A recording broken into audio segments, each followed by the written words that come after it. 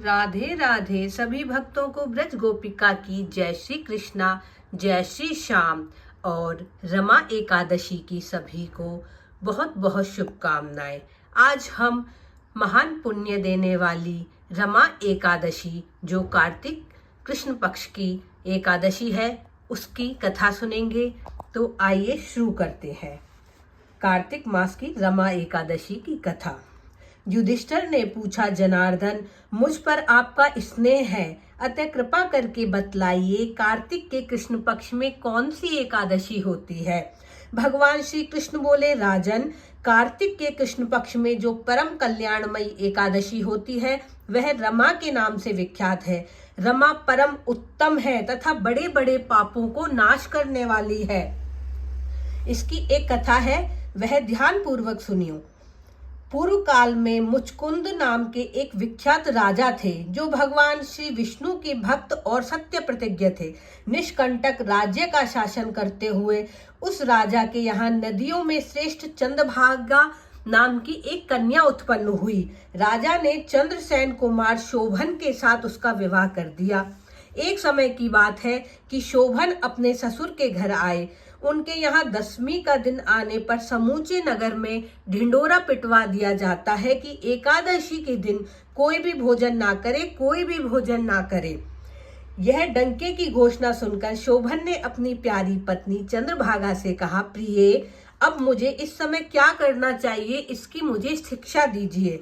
चंद्रभागा बोली, प्रभु, मेरे पिता के घर पर तो एकादशी के दिन कोई भी भोजन नहीं करता। हाथी, घोड़े, हाथियों के बच्चे, पशु तक अन्न, घास, जल तक का आहार नहीं करते, फिर मनुष्य एकादशी के दिन कैसे भोजन कर सकता है। यदि आप भोजन करेंगे तो आपकी बड़ी निंदा होगी। इस प्रकार मन में विचार करके अपने चित्त को दृढ़ कीजिए और एकादशी का व्रत कीजिए। शोभन ने कहा, प्रिय, तुम्हारा कथन सत्य है, मैं भी आज उपवास करूंगा। देव का जैसा विधान है वैसा ही होगा। भगवान श्री कृष्ण कहते हैं, इस प्रकार दृढ़ निश्चय करके शोभन ने व्रत के नियम का पालन किया। क्षुधा से उनके शरीर में पीड़ा होने लगी और वे बहुत दुखी हुए। भूख की चिंता में पड़े पड़े सूर्यास्त हो गया। रात्रि आई जो हरि पूजा परायण और जागरण में आसक्त वैष्णव मनुष्य का हर्ष बढ़ाने वाली थी, परंतु वही रात्रि शोभन के लिए अत्यंत दुखदायी हुई। सूर्योदय होते होते उनका प्राणांत हो गया। राजा मुचकुंद ने राजोचित काष्ठों से शोभन का दाह संस्कार कराया। चंद्रभागा पति का पारलौकिक कर्म करके पिता के घर पर ही वो रहने लगी। रमा नामक एकादशी के व्रत के प्रभाव से शोभन मंद्राचल पर्वत के शिखर पर बसे हुए परम रमणीय देवपुर नगर को प्राप्त हुए।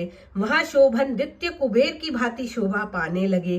राजा मुचकुंद के नगर में सोम शर्मा नाम का एक विख्यात ब्राह्मण रहते थे। वे तीर्थ यात्रा के प्रसंग से घूमते हुए मंदराचल पर्वत पर गए।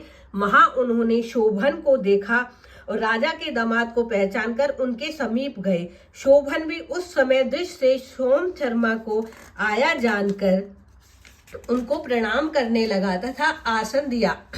फिर अपने ससुर मुचकुंद की और प्रिय पत्नी चंद्रभागा का तथा समस्त नगर का कुशल समाचार पूछा।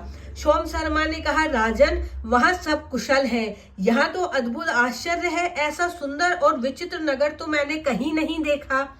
बताओ तो सही, तुम्हें इस नगर की प्राप्ति कैसे हुई है। शोभन बोले, द्विजेंद्र, कार्तिक के कृष्ण पक्ष में जो रमा नाम की एकादशी होती है उसी का व्रत करने से मुझे ऐसे नगर की प्राप्ति हुई है। ब्राह्मण, मैंने श्रद्धाहीन होकर इस उत्तम व्रत का अनुसंधान किया, इसलिए मैं ऐसा मानता हूँ कि यह नगर सदा स्थिर नहीं रहने वाला है।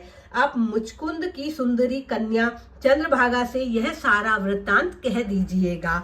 शोभन की बात सुनकर सोम शर्मा ब्राह्मण मुचकुंद में नगर में गए और वहां चंद्रभागा के सामने सारा वृत्तांत कह सुनाया। सोम शर्मा बोले, शुभे, मैंने तुम्हारे पति को प्रत्यक्ष देखा है।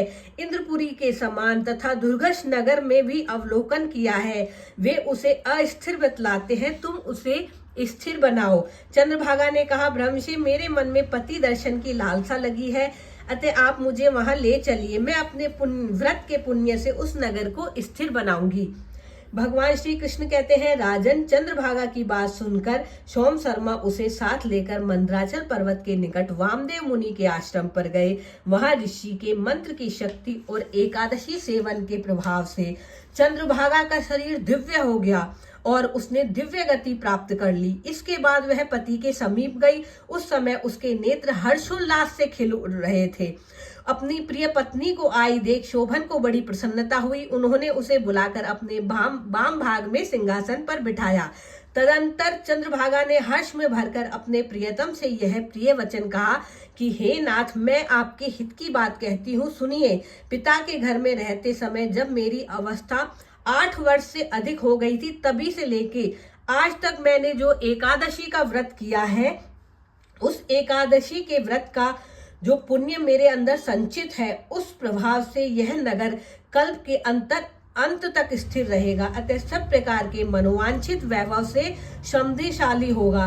नृपश्रेष्ठ, इस प्रकार रमा एकादशी के व्रत के प्रभाव से चंद्रभागा दिव्य भोग, दिव्य रूप तथा दिव्य आभूषणों से विभूषित हो अपने पति के साथ मंदराचल के शिखर पर विहार करती है। राजन, मैंने तुम्हारे सामने रमा नामक एकादशी का वर्णन किया है। यह चिंतामणि तथा कामधेनु के समान सब मनोरथों को पूर्ण करने वाली है।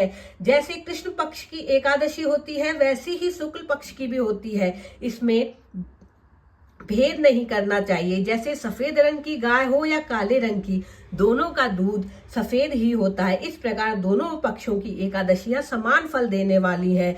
जो मनुष्य एकादशी व्रतों का महात्म सुनता है, वह सब पापों से मुक्त हो विष्णु लोक में प्रतिष्ठित होता है। युधिष्ठिर ने कहा कि मैंने तुम्हारे सामने रमा नाम की एकादशी का महात्म सुनाया है, जो परम कल्याणमयी है। जो प्राणी इसका श्रवण करता है तथा कहता है, उसकी समस्त मनोकामनाएं पूर्ण होती हैं। बोलिए रमा एकादशी की जय हो।